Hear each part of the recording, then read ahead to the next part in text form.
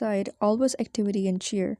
It was Christmas, lights twinkling on the canal bridges at night, red cheeked Damujian heathens, scarfs flying in the icy wind, clattered down the cobblestones with Christmas tree lashed to the back of their bicycles. In the afternoon, an amateur band played Christmas carols that hung tinny and fragile in the winter air.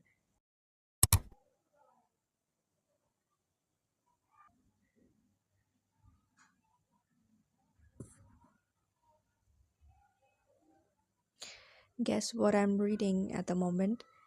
I'm finally ready to sink my teeth into this almost 800 pages long book.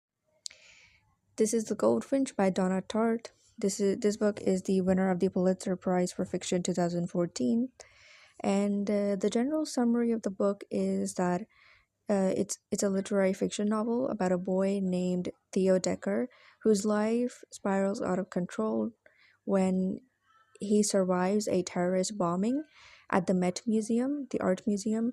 However, his mother dies, and that leads him to steal a small Dutch painting of a goldfinch.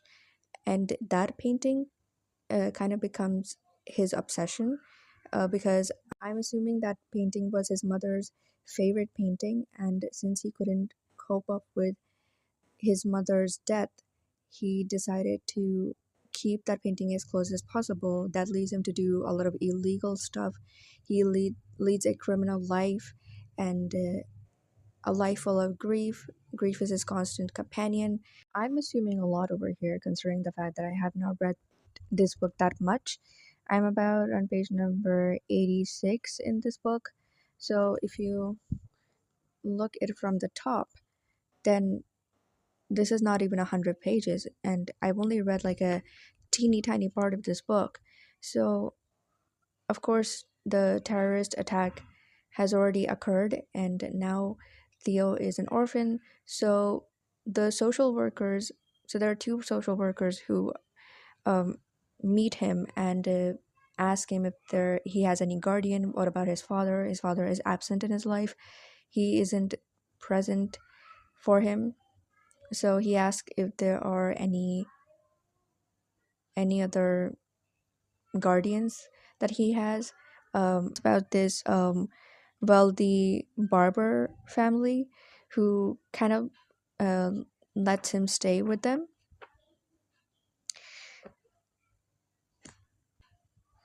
and that is how far I am in the story.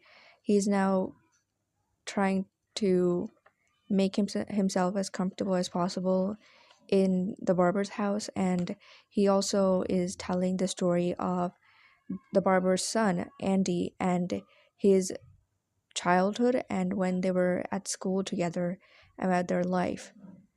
So, yeah,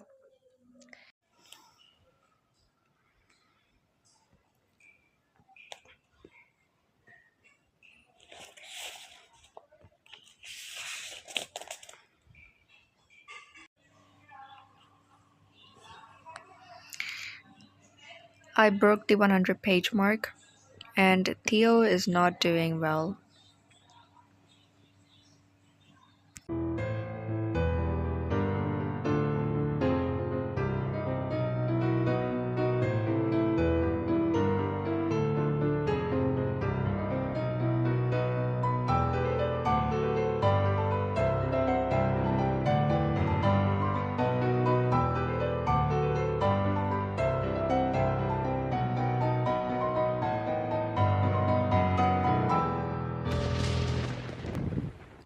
This line over here, it's really beautiful. It says, "Isn't it always the inappropriate thing, the thing that doesn't quite work, that's oddly the dearest?" So I've reached page number 206, and so far we have been introduced to a couple of new characters, but the one that really struck me was Hobie. At least I think that's how you pronounce it. Mm, this is how it is spelled over here. I think it's Hobie. It cannot be Hobby because I think there has to be two B's in it. So I think this is Hobie. So the reason why I really liked his character is because He's just such a sweet and gentle person.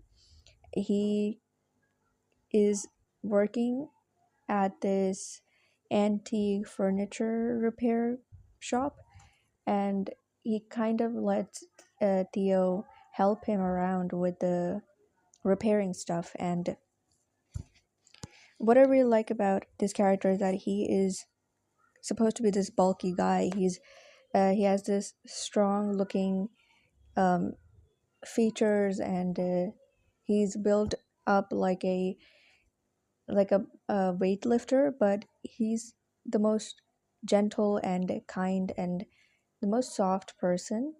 And I really like that. I really like that how he treats Theo. He kind of treats him like a companion or a friend rather than a kid who is really fragile and about to break. And I think that I really like his character because of that.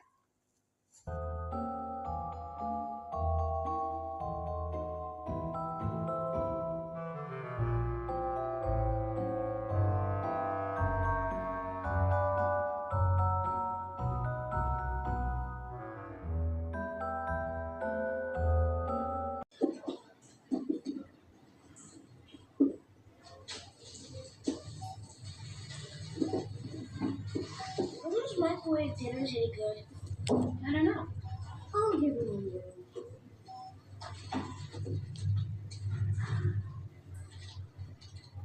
For the kids.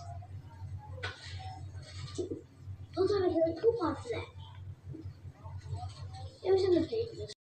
I actually forgot to mention this, but before picking up the Goldfinch, I wanted to read Don Tartt's other work, The Little Friend. But then I watched this short by William Dozier, and he was talking about the Goldfinch, and it really interested me.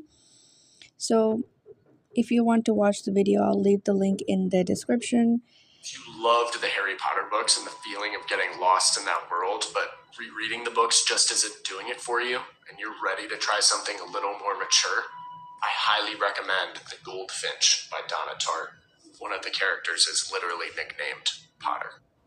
This video really intrigued me because I used to be obsessed with Harry Potter when I was a teenager. So I wanted to see if there are any similarities. But before I can get on the similarities, I would like to mention that The Goldfinch is set in our own world, as it is a literary fiction novel. But Harry Potter is set in a fantastical world. So there's this major difference in the genre. Harry Potter is known for its fantastical elements and fantasy world. The similarity begins with the way the characters looks. Uh, both have dark hair and glasses. Both happened to be orphans, and there's also the fact that they are grieving in one way or another. Harry is grieving for his parents and his godfather and some other people, and Theo is grieving for his mother. Then there's also this thing that was mentioned in the video as well, that one of the characters, his name is Boris, calls Theo Potter. Boris is seen playfully calling Theo Potter all the time because of the resemblance between the two characters. And this is where the similarities between the two books end. But honestly, I'm not reading this work so I can compare both of these books. Harry Potter and the Goldfinch are very different works. They're two different works of art and should be seen separately rather than compared with each other. And I am enjoying the Goldfinch on its own. It's amazing.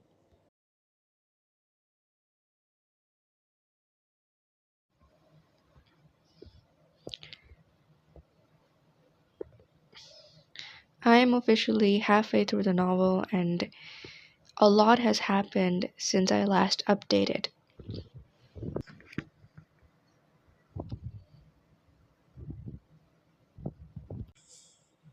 In the novel so far, we have been introduced to a couple of new characters, but one of the characters that I really wanted to mention is Boris. I don't know if I mentioned him before, but he's a character that Theo decided to make friends with, and he's not exactly the best company for him.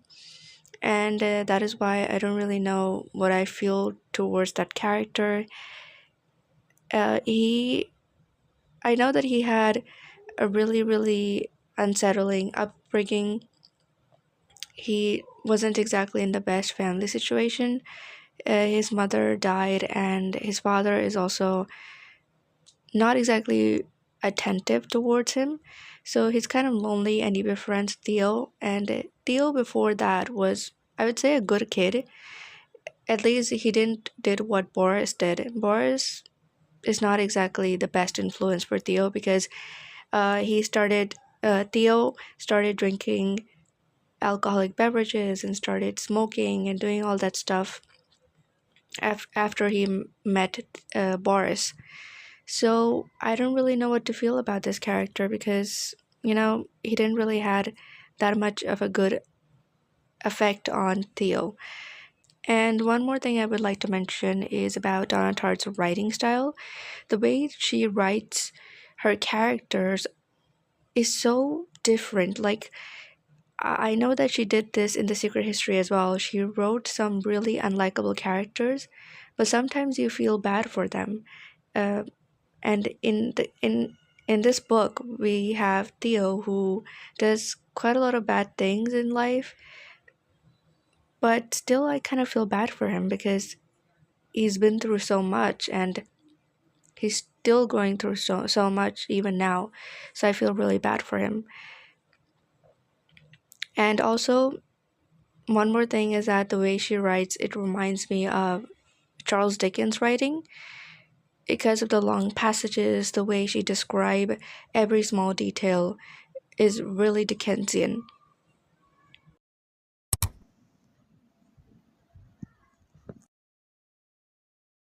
So I went to the book fair recently and I got these 4 books. Three of them are for myself and one of them is for my English teacher. So I wanted to share these books with you. You can say that I got them as a Christmas gift, although I normally don't get books uh, during this time of the year because we're technically super busy most of the time. Because we're super busy most of the time, so we never get the chance to go to the book fair. But this time around, I did, so I wanted to share the books with you. So, first, I'm going to start with the book that I got for my English teacher, and that is Tuesdays with Maury by Mitch Albom. This is a memoir, and I've obviously read this book before, and I thought that maybe my teacher might like this. She's been gone for a few months, and I thought this might be a great kind of like a welcome gift, I suppose. Not exactly a gift, but no, actually, you know what? Let's call it a gift because I have no idea what else should I call it. So kind of like a nice welcome gift for her. I hope she likes the book. Then this one is for myself. This is Murder at Mount Fuji by Shizuku Natsuki. This is the author at the back. I've been wanting to read this book for quite some time. The title really interests me, and I love Japanese translated fiction a lot. So this is going to be such a great read, and I'm super excited. As you can see, it's also quite short. Then we have My Cousin Rachel by Daphne du Maurier. I again got this for myself. I know the cover doesn't look really nice, but it doesn't really matter because if you look at the inside, it's pretty good condition if you ask me. Okay, maybe not that good condition, but it didn't really matter if the book didn't look that nice. I just wanted to read the book, that's it. I read Rebecca and Myself When Young, which is a memoir by her. So when I saw My Cousin Rachel, I knew I had to pick up the book. I'm super excited to read this book. And then I got Shirley by Charlotte Bronte. I've been finding a lot of Bronte novels recently. I remember there was a time I used to complain a lot that I couldn't find any Bronte books at my local book fair, but after that, I started finding. First, I got Wuthering Heights, then Jane Eyre, Villette, and now Shirley. I know that, again, the condition of the book is not the best, but it's okay.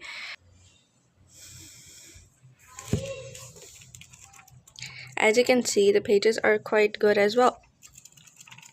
So I'm okay with the cover, honestly. It's completely fine. I cannot wait to read this because I love the Bronte sisters' work. All of the sisters. I have yet to read and find Anne Bronte's work, unfortunately. She's forgotten most of the time, but I'm looking forward to read what I have at the moment of the Bronte sisters. Remember when I said that I felt really bad for young Theo? Yeah, now that Theo is in his 20s, I no longer feel really bad for him because he's just making some of the most stupidest choices that I've ever seen a character make. And, he's gotten a chance to, start over and live his life the right way, but he's not availing that chance. Even though he said himself that he wanted to, start things over the right way, he's not availing his chance. And I don't know why he's doing that.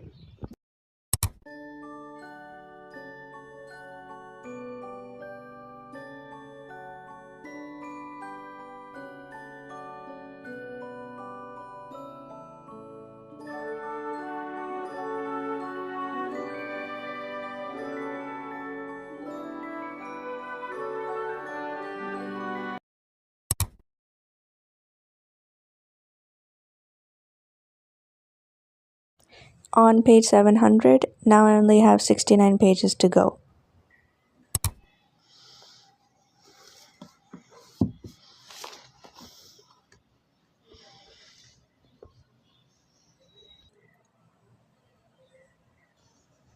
So I finished reading The Goldfinch by Donna Tartt, and my initial thoughts of it obviously is that it's brilliantly written. The characters are so brilliantly written, and Donna Tartt has this ability to write the most unlikable characters, but also make us feel bad about them in one way or another. I mean, by the end of the novel, I started feeling bad for Boris as well, who I said initially that I didn't really care about.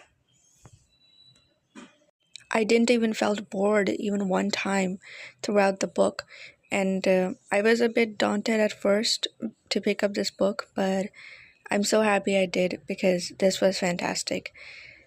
And I think the only downside of the book is that there's a lot of swearing and cursing, like especially the main character Theo and this other character, what is his name, Boris, curses a lot, swears and curses a lot, and that kind of gets a bit unpleasant, not gonna lie. I'm not someone who loves swearing. I don't swear myself. I don't find it pleasant when others swears, although I normally don't never correct anyone or anything.